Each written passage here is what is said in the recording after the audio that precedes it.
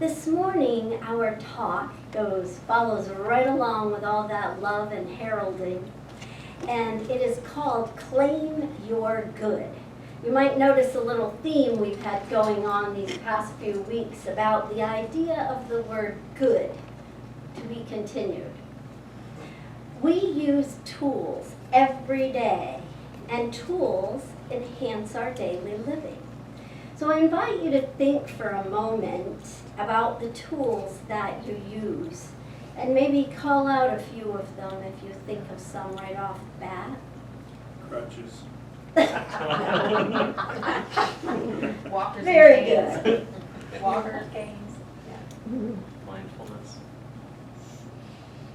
Years. But we're coming back to that one. Stitches. How about simple things that hopefully every one of us uses every day, like toothbrushes and toothpaste, the Stapler. cars that got us here, Stapler. a stapler, yes. Tools we might use for our specific work practice, or tools that we use for exercise or for fun. And utensils, there's a great one. A great one for a couple reasons. First of all, it can make life a little bit easier. Particularly on potluck Sunday. Yeah. Yes. And it can make it a little less messy. However, it may not make it as much fun. Think back to your first birthday, and you probably don't remember it, but you probably have pictures, if your parents were like mine, where you got your own little cake or cupcake, and chocolate went everywhere because you used your hands. How much fun do you think you had with that experience? And have you ever done that again? Or do you pick it up and eat it really delicately? So here's the truth. Someone thought up every one of these tools. And yet, each tool designed by a human has a prototype in God. Each tool's origin is the mind or the allness of God. It flows through the personal mind, each one of us, and into form, and then becomes mass-produced quite often for our use. Except for one, and you touched on it right away, the most important one of all, our thought. Our thought is our most powerful tool. It is our ally. It is a God-given power. We don't have to purchase it, and we are always using it. We use our thought, our mind, to create our life, and we use it to claim our good. So I'm going to get pretty heavy on us right away, especially if you weren't here last week. Last week I read an Ernest Holmes quote that spoke to me, and I thought, boy, I could talk about that one, not just me by myself, but in conversation for the rest of my life. And this is what it is. Of course, it's all about the law.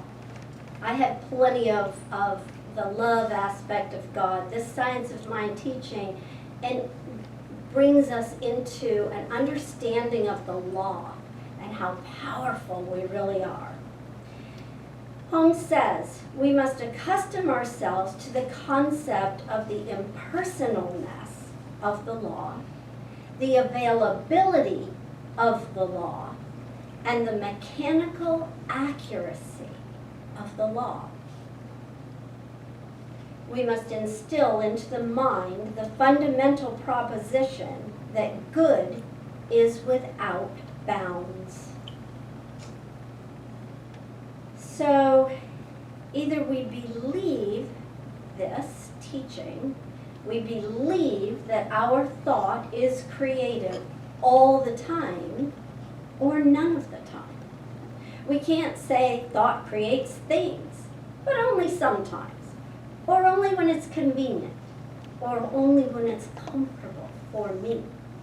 We can't say my thought created this, but not that. So what do we do when forms around us and within us don't look like we want them to. You see the correlation here between the setting us up with understanding it's all love and then moving into that heralding idea. So, for me, we look to love and law of God. And let's be clear that it is a personal journey that we each take. No one has anyone else's answers, even though we all think we do. We all see someone else and we know exactly what they should do or be or think or say or what's going on, but we don't. The one, the thinker of the thoughts, does know. On some level, we all know. And we each get to decide how deep to dive into the belief systems of ours or not. We each make the choices for ourselves. We get to change our mind and thereby the direction of our thoughts in any given moment. So I want to share a personal story of how life and law has worked through me, a story that I find reminds me of the power within me, the power found in working with the law to prove its constant availability and trustworthiness. Now, if you weren't here last week, I just want to preface this with, I've had a few physical challenges going on, and so you're going to hear about yet another one that isn't maybe quite as visible. And don't be shocked, I've got it. There's nothing you need to do except know I've got it and know the truth that God is living in me, as me, guiding and directing me. Just like I know that for each and every single one of you, always, always, first and foremost. So, it just so happened that I received the diagnosis of cancer during the past weeks when our planned talks were all about good and goodness. Such a coincidence, huh? Not really. The first one we did was Why I ought to have all my good. based on Emma Curtis Hopkins. And you're hearing some of these again and again and again because they're so true. We have to hear them every day. There's a good for me and I ought to have it. And last week's talk was I feel good. based on the idea that good is our reality. Our reality, capital R. And we claim this good through our thoughts. And for me, taking a deeper dive into the way the law works is so exciting. So as you can well imagine, as we're working our talks and going through these appearances, David and I have had many a conversation. And we had a great one about that idea of goodness. So science of mind, I've been wanting to talk about this for years, but I didn't ever feel quite like I could go to the meat of it. Well, you drew the opportunity to you. Absolutely. Thank you, universe. So science of mind sounds great when you look around you and within you and see all great forms and results, and you can say, I did that. That's me, manifesting my magnificence. It's great during those times. Yet for each one of us as a human being, there are times when we look around at something within us or around us, and we would like to say, well, I certainly did not do that. So my diagnosis was one of those conversations where it can't be both. It's either the law is always working, and consciousness is always working, and our thought is always creating, or it's not. And so I got myself real vulnerable and open to this teaching and went deeper into my personal relationship with law than I've ever gone before. And this is what I thought. I can't just believe this teaching when it feels good, when appearances are saying, wow, you're doing a mighty fine job with life, Deborah. If I truly believe science of mind, then I created this too. The underlying question became, easily in this time, what thoughts or beliefs within me created this form? And when I got that open, I knew instantly I had some forgiveness to work to do, a deeper forgiveness. Now I thought I'd forgiven everybody. I loved everybody. I could easily say that, but there was something in me that was still holding on to some of those thoughts, perpetuating what I would do to that person if I could because of what they had done to the people in my life. There were parts of me, and I had to say no more. No more. I no longer give that person mental space in my life. I release it and I let go. There was obviously something deeper than my conscious awareness. And knowing the law operates on our most dominant thoughts, whether they be conscious or not, I knew by working with the subconscious energies, I could address and reveal healing. That's what this teaching teaches me. So Holmes writes about this in the Science of Mind textbook, he's talking about Matthew from the Bible. And he writes, how God forgives. God will forgive us after we have forgiven. How could it be any other way? Because forgiveness in Science of Mind means to release. So how can any force outside of me release something that I am holding on to? It can't. This release has nothing to do with the facts, the stories, the details. It has everything to do with our thoughts creating feelings within us that bring a dominant thought into a condition, which in turn creates form. The release is personal.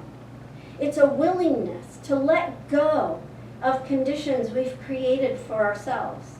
We may have created them where a wrong did occur, and because of the occurrence, we built a specific belief system which may include resentment, anger, hatred. And every time we think of the occurrence, we revitalize that belief system.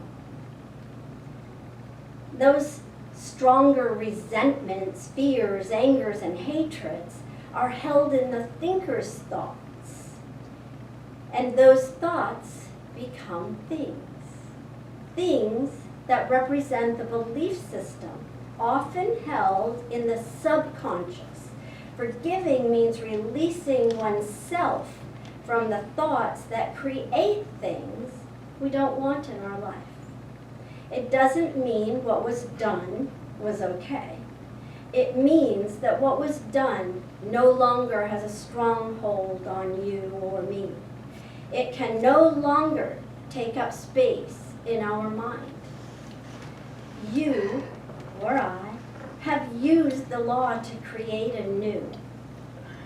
In writing about Science of Mind, Ernest Holmes taught of the impersonal, available law, which works with mechanical accuracy.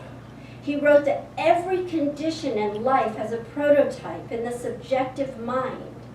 Yet we do not believe that every physical effect is necessarily the result of our conscious thought, because often we are experiencing conditions based on deeply rooted subconscious habits, generalized beliefs, and even collective human thought patterns, which we call race consciousness in science of mind. And we often absorb these without intending to. Archbishop Desmond Tutu wrote, "There comes a point where we need to stop just pulling people out of the river. We need to go upstream and find out why they're falling in." This is a meaningful analogy to look upon the results we are receiving because of our thinking processes. There comes a point where we need to stop our stinking thinking and ask ourselves, why am I falling into the river over and over?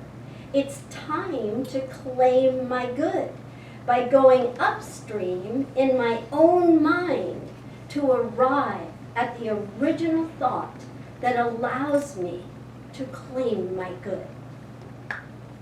The law is our most powerful, useful, reliable tool, and it is always on our side. We can stop having to pull those thoughts out of the river of our mind by being willing to do the inner work of remembering the truth of life, the oneness of life, and the goodness of life. Now remember, we talked about how the thoughts are followed by a feeling in our humanity. So now that I've given you all that heavy stuff to think about, David's going to lead us into some of that good feeling energy. Yeah. Well, that was great. That was some good stuff. And I'm afraid by going on, I'm just going to muddy the waters a little bit. But No, you're not. I think it was wonderful. Thank you. Have you ever won the lottery?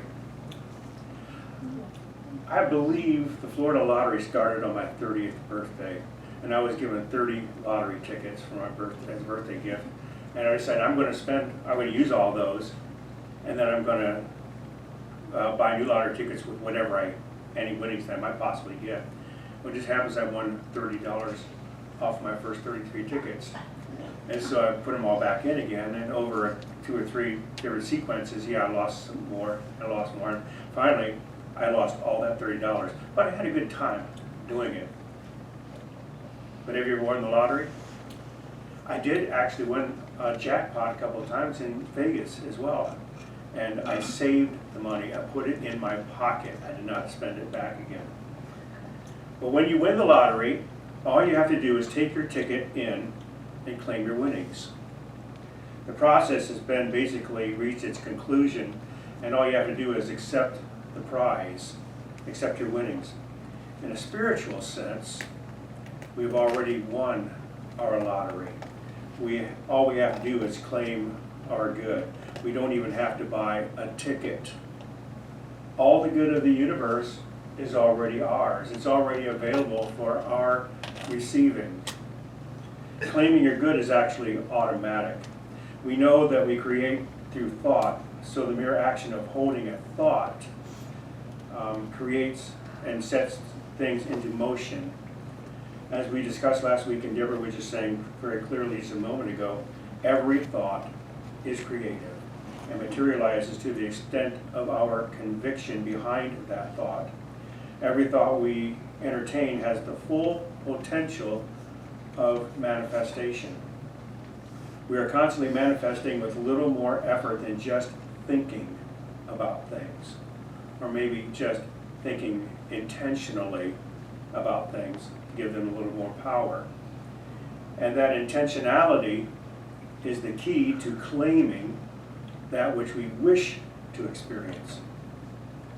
Ralph Waldo Emerson says, once you make a decision, the universe conspires to make it happen. Now that decision, in this case, is an intentional thought. It's a focused thought. It's a directed thought. There is a point where casual thought passes over a line of intensity and enters to the level of creativity. At that point, law takes action on our initiative and creates with us. I like to use the phrase, I claim this or that when I am treating, because it holds a confident, receptive power behind it. I claim my good. I claim my divine inheritance to perfect health. I claim my divine inheritance to perfect wealth, to joy, to peace, to life, to love, you name it, I claim it. That claiming allows me to understand without doubt that my word has power. It allows me to recognize my divine right to universal good.